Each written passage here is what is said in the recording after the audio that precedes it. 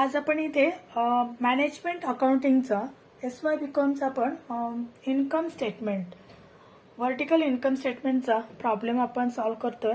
तर याआधी आपण व्हर्टिकल इन्कम स्टेटमेंट चा फॉर्मॅट आपण एक्सप्लेन केलेला आहे. तर ज्या स्टुडंटने तो व्हिडिओ बघितला नसेल किंवा तो पार्ट बघितला नसेल तर आधी तो बघा, म्हणजे तुम्हाला कोणत्या हेडच्या अंडर कोणते आपण एक्सपेन्सेस घ्यायचे आहेत आणि ते कसे घ्यायचे आहेत, हेड कोणकोणते आहेत हे तुमच्या थोडंसं लक्षात येईल आणि प्रॉब्लेम सॉल्व्ह करायला तुम्हाला इझी पडेल. तर बघा, तुम्हाला जरी ते स्टेटमेंट वास्ट वाटलं तरी सुद्धा इथे प्रॉब्लेममध्ये आपल्याला तेवढे सगळे एक्सपेन्सेस दिलेले नसतात. हे तुमच्या आता लक्षात येईल हा प्रॉब्लेम बघितल्यानंतर. तर फर्स्टली आपण आता प्रॉब्लेम बघूयात काय आहे तो. बघा, ती following information regarding nature limited for the year ended 31 March 2015 is given below.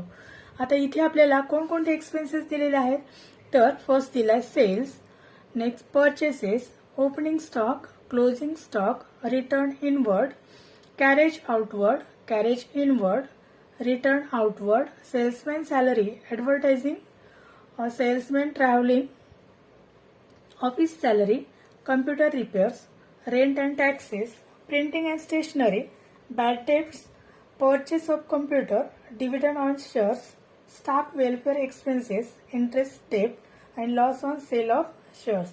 तर यासाठी आपल्याला असं फॉर्मॅट ड्रॉ करून घ्यावं लागणार आहे. त्याला आपण हेड देणार आहोत income statement.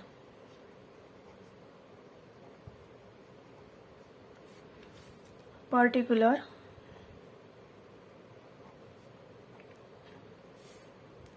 Amount and amount असे आपण दोन इनर कॉलम आणि एक आउटर कॉलम असे आपण 3 कॉलम घेतलेले आहेत. आता फर्स्ट बघा, फर्स्ट आपलं हेड कोणतं असतं, सेल्स. तर सेल्समध्ये आपल्याला फॉर्मॅटमध्ये तुमच्या लक्षात आलं असेल की गुड्स आणि सर्व्हिसेस असं दिलेलं आहे. म्हणजे गुड्समधून पण आपल्याला इन्कम जनरेट होतो आणि सर्व्हिसेस सेल करून सुद्धा आपण इन्कम जनरेट करू शकतो, म्हणून आपल्याला तिथे दिलेलं आहे. पण इथं आपल्याला मात्र आपण काय घेणार आहोत, प्रॉब्लेममध्ये आपल्याला फक्त सेल्स दिले म्हणून आपण इथे काय घेणार आहोत, सेल्स. सेल्सची अमाऊंट आहे 75 लाख.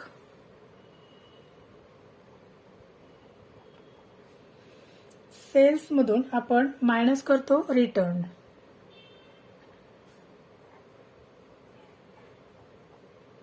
रिटर्न इनवर्ड आणि ते दिले आहेत आपल्याला 75,000. आता हे मायनस करायचे म्हणून आपण याला ब्रॅकेट करूयात, म्हणजे आपल्याला लक्षात येईल. आणि ते मायनस करून जे आपल्याकडे रिमेनिंग अमाऊंट आपल्याला मिळणार आहे त्याला आपण काय म्हणणार आहोत, नेट सेल्स.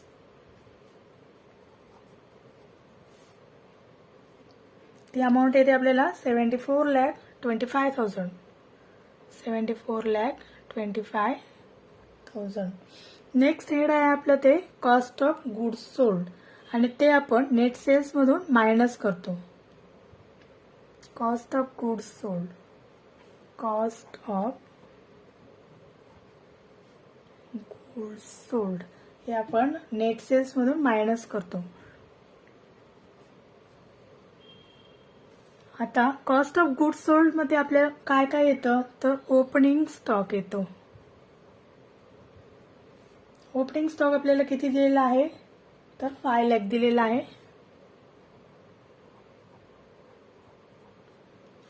नेक्स्ट आपण ऍड करणार त्याच्यामध्ये परचेसेस.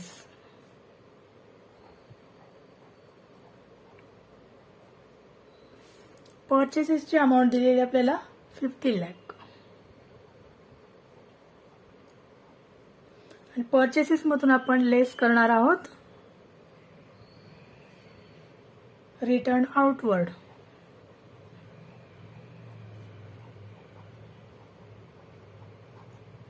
रिटर्न आउटवर्ड दिलेले आहेत आपल्याला 50,000.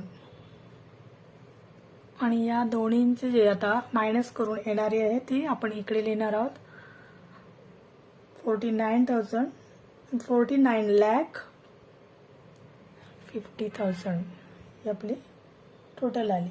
आता ह्याच्यामध्ये ऍड करणार आपण काय, carriage inward. Carriage carriage inward. Carriage इनवर्डची अमाऊंट किती दिली आपल्याला? 50,000 दिलेली आहे.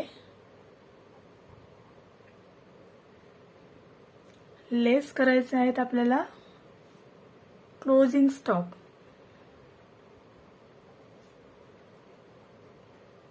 क्लोजिंग स्टॉक आपण लेस करणार आहोत. क्लोजिंग स्टॉक आपल्याला किती दिला आहे?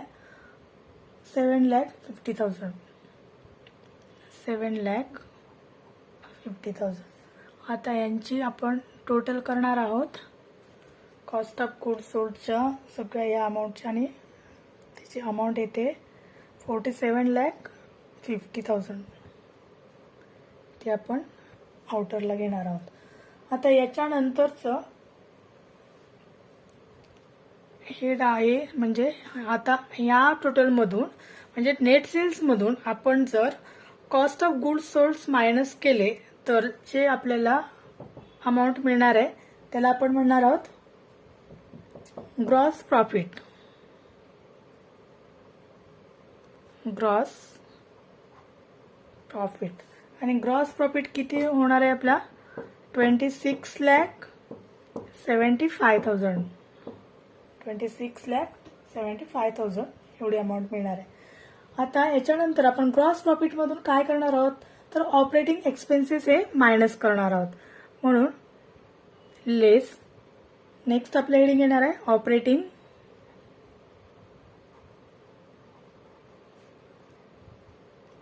एक्सपेन्सेस. आणि या ऑपरेटिंग एक्सपेन्सेस मध्ये फर्स्ट आपण घेणार आहोत ते म्हणजे ॲडमिनिस्ट्रेटिव्ह एक्सपेन्सेस.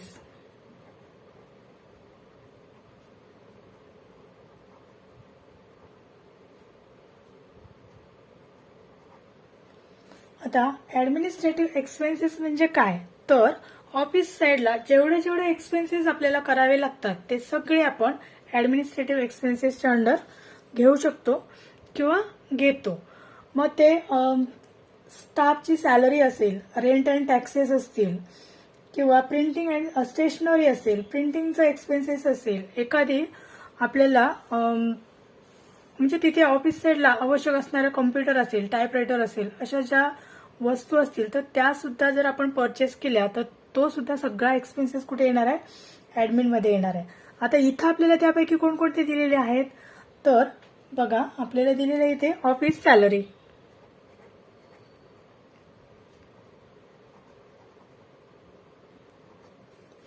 ऑफिस सॅलरी दिलेली आहे आपल्याला 4 lakh.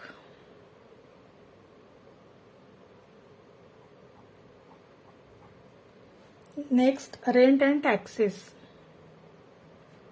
Rent and taxes 4,000. Staff welfare दिलाय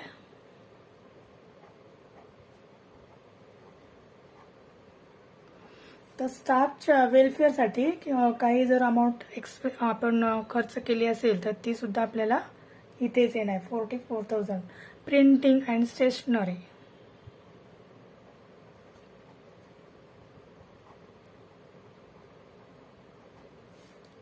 400 आणि कम्प्युटर रिपेअर्स.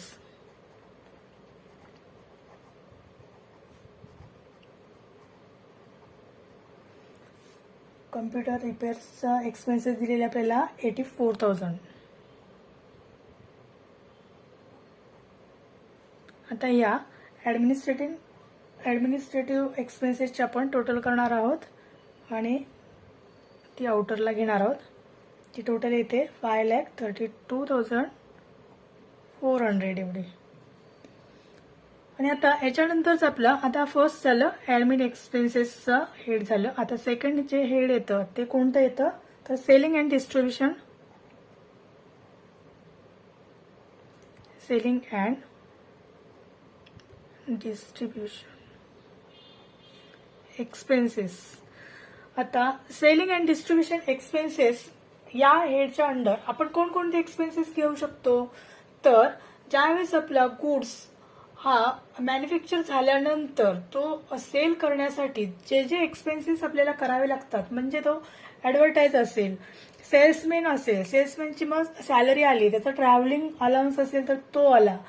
किंवा जर आपल्या समजा आपण क्रेडिटवरती जर काय माल सेल केला असेल आणि जर क्रेडिटवरती दिलेल्या मालाची जर आपली रिकव्हरी झाली नाही तर जे बॅड डेट्स होतात तर ते बॅड डेट्स सुद्धा आपण सेलिंग अँड डिस्ट्रीब्युशन मध्ये घेणार आहोत. आणि या प्रॉब्लेम मध्ये आपल्याला बॅड डेट्स हे दिलेले आहेत बघा इथे. तर फर्स्ट बघा आपण काय घेणार आहोत, काय दिले, सॅलरीज ऑन सेल्समॅन दिलेली आहे आपल्याला इथे. सॅलरी, सेल्समॅन सॅलरी,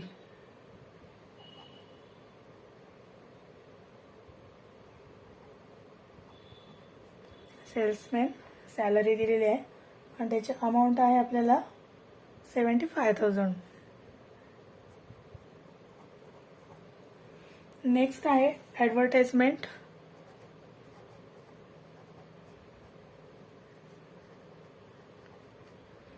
ऍडव्हर्टाइजमेंटचा एक्सपेन्सेस दिला आपल्याला 2,52,000.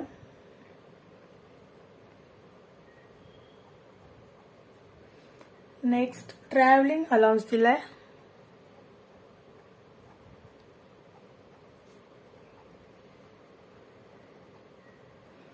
ट्रॅव्हलिंग अलाउन्स दिलेला आहे 7,500. कॅरेज आउटवर्ड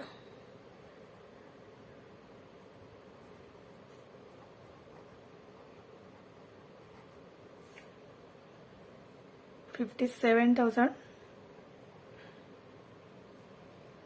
आणि bad dates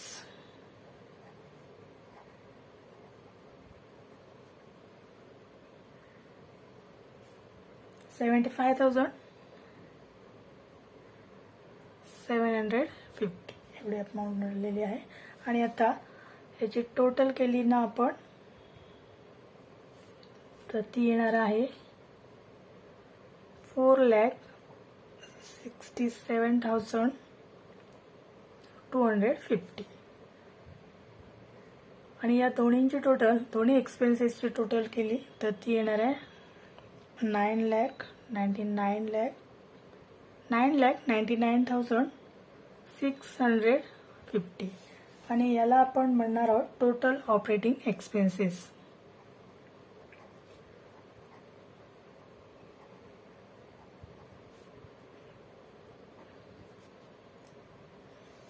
total operating expenses. आता हे टोटल ऑपरेटिंग एक्सपेन्सेस हे मायनस केले ना आपण ग्रॉस प्रॉफिट मधून तर जी अमाऊंट मिळणार आहे त्याला आपण म्हणणार आहोत नेट प्रॉफिट बिफोर इंटरेस्ट. आता हे आपण आउटरलाच घेऊया आणि हे मायनस केल्यानंतर येणार आहे ते आपल्याला 16,75,350. आणि याला म्हणणार आहोत आपण नेट प्रॉफिट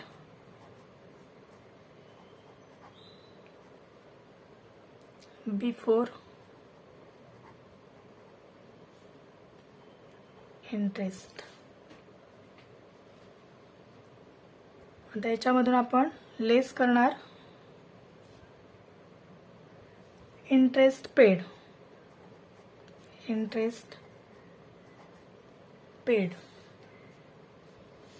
आणि इंटरेस्ट पेड आपल्याला दिलेले आहेत 50,000. ते मायनस केल्यानंतर आपल्याला अमाऊंट मिळणार आहे 16,25,350. आणि त्याला आपण म्हणणार आहोत net profit after interest. Net profit after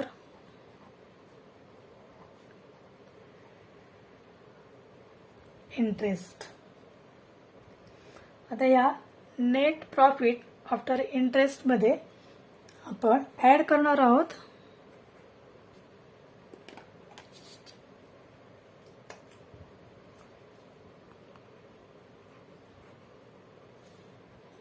add करणार आहोत dividend on shares,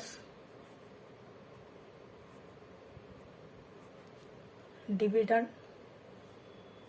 on shares आणि ती अमाऊंट आहे 10,000.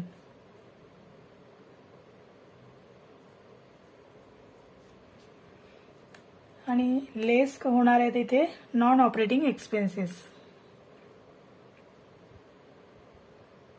Non operating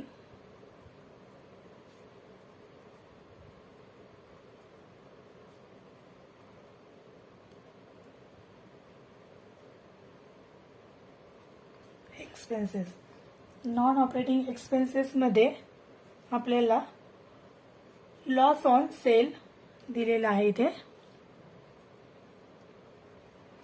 loss on sale of shares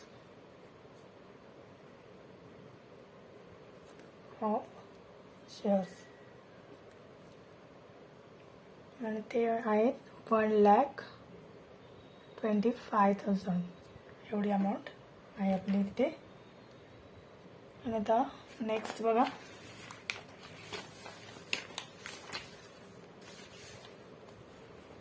आता आपण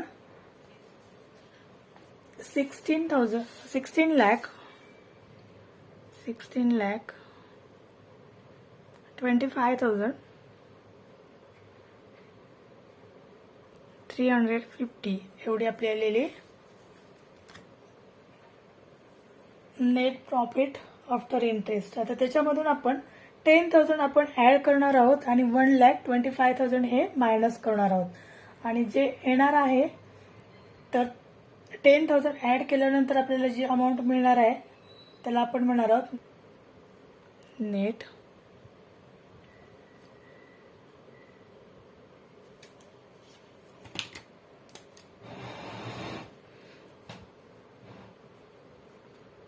नॉन ऑपरेटिंग इन्कम.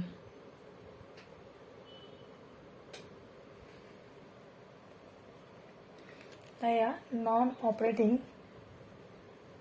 इन्कममधून आपण 1,25,000 मायनस केले की जो आपल्याला अमाऊंट मिळणार आहे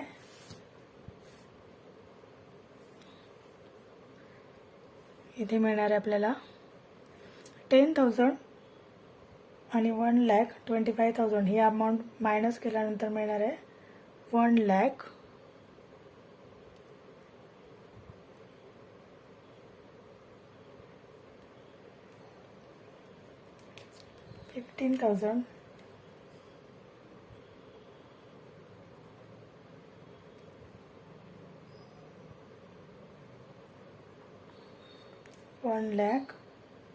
1,15,000 आणि ही मायनस केल्यानंतर ही अमाऊंट मायनस केल्यानंतर जे येणार आहे त्याला काय म्हणणार आपण नेट प्रॉफिट. आणि तो येणार आहे आपला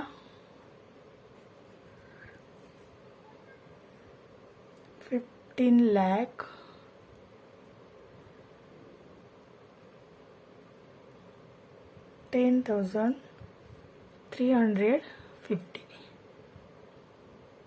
एवढे येणार आहे आपला नेट प्रॉफिट.